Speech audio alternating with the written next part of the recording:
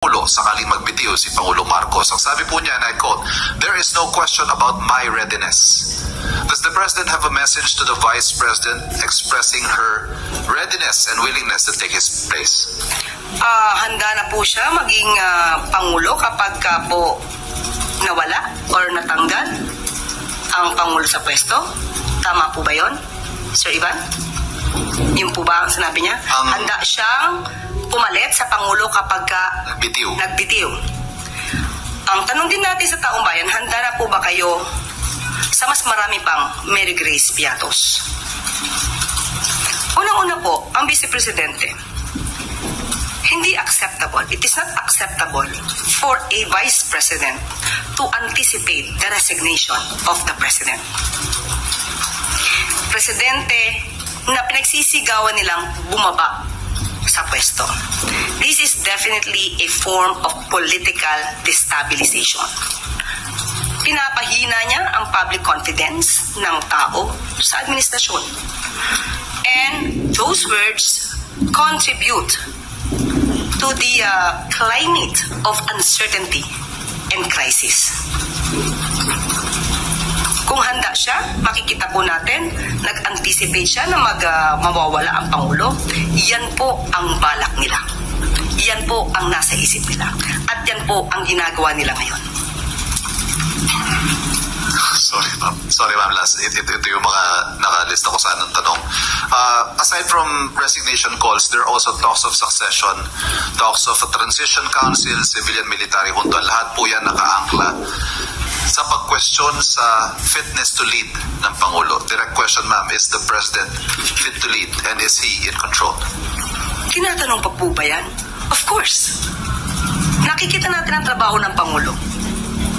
Araw-araw, hindi humihinto sa pagtatrabaho. Hindi nga po nakakapagbakasyon. At hindi nakakapunta sa beach para mag-swimming. So, sino po ba talaga ang ready na maging leader ng bansa? Walang iba kundi ang Pangulong Marcos Jr. Thank you very much. Thank you. Follow-up question, Eugene Fernandez, IBC 13. Yusek, I would like to have a follow-up question regarding kay Saldico. Yusek, since na-mention nyo, gusto nyo matapos na muna yung sinasabi ni Saldico, how important it is for the palace to listen yung lahat ng sasabihin ni Saldico? Kung nagiging parte po ito ng balita at ito po ay nagiging issue, hindi naman po hindi pwedeng pakinggan ito. Kailangan lahat po na nangyayari sa bansa, basta po verified, pinapakinggan po ito. At kailangan din pong ikonsidera. So, kailangan matapos muna kung anong sinasabi niya.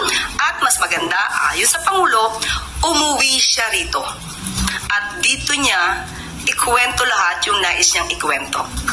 Dahil kapag nagkukwento ka lang sa likod ng monitor, ang hirap tignan at i-assess ang credibility ng taong nagtatago lang. Thank you, Yusek. Thank you. Next is Marker Sargan, Brigada. Good morning, Yusek. Sa budget deliberation po kahapon ng Senate, nabanggit po or nag-present si Senator Robin Padilla ng isang voice clip na ang sinasabi allegedly, binabanggit po na voice recording nyo daw kausap yung mga vlogger. Baka gusto nyo pong sagutin ito, ma'am. For the satisfaction of Senator Robin Padilla, ako ang nasa video clip.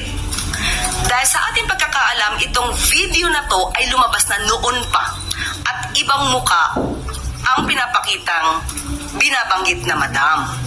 Hindi nga po ito kinover ng mainstream media. Dahil lumalabas, ayaw nila maging lihitimong balita ito nang hindi naman nila alam ang source. So, I deny that the person o kung sino man sa dalawa dun, na I was talking to a certain vlogger. Now, si Senator Robin ay nagpapanukala ng anti-troll farm bill. Maganda ang kanyang adhikain, maganda ang kanyang pinapanukalang batas. Troll farm for fake news. Sana Sana maging modelo din po si Senator Robin.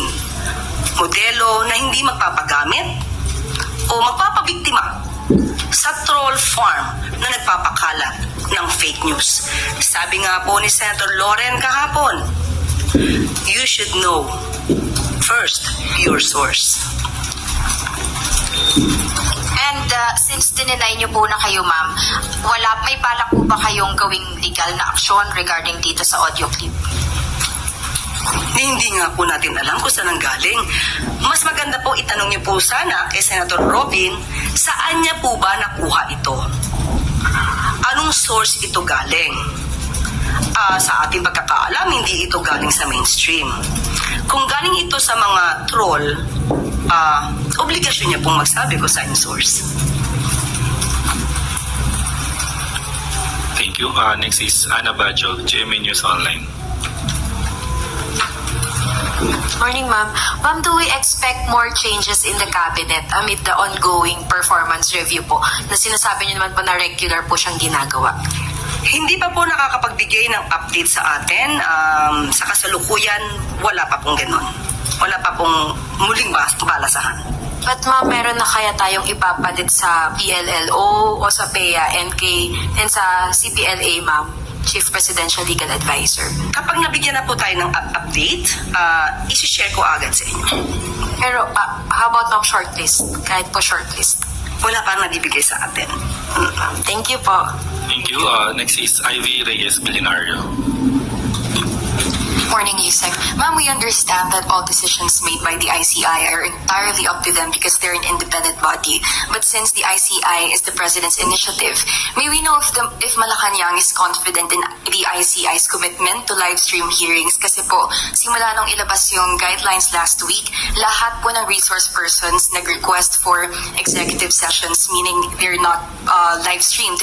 And if we would just let resource persons, especially public officials, have their way in participating in these investigations, doesn't that defeat the purpose of transparency?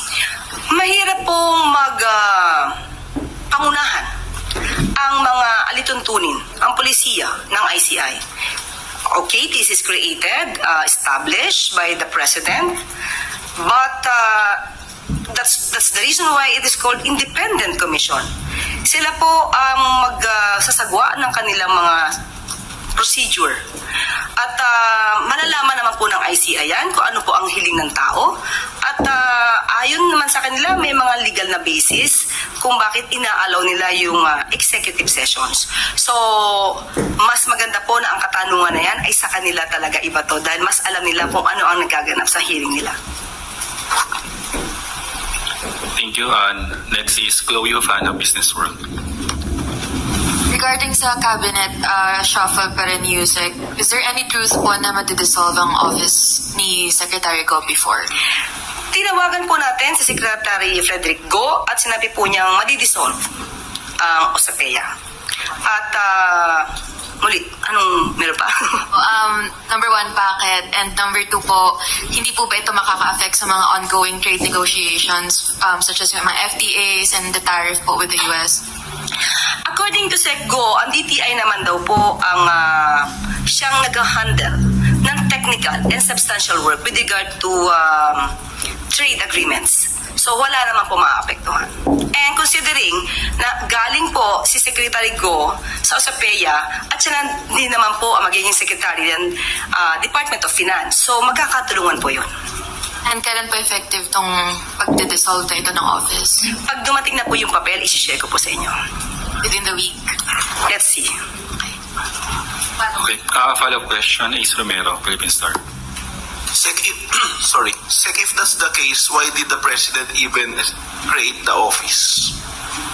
Para magkatulungan. But since si Secretary Go ay mapupunta na rin sa Department of Finance at pareho naman po halos at magkakatulungan, so alam naman po niya ang expertise si Secretary Go.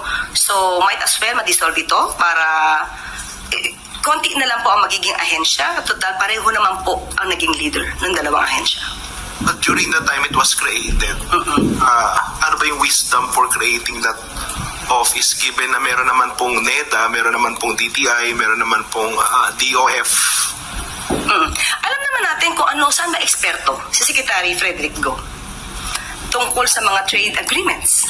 So since nga po ito naman ay natulungan na rin ng DTI at yung tao mismo, yung pinaka-head ng OSAPEA ay mapupunta naman din po sa Department of Finance. Katulad na sinabi natin, magkakatulungan. So instead na magdalawa pang ahensya na magpareho namang eksperto doon si Secretary Go, so might as well ma-dissolve siya at pagtulungan na lang po ng ibang ahensya, especially DTI. Ngayon po, ang DTI po ang itinalaga to handle the technical and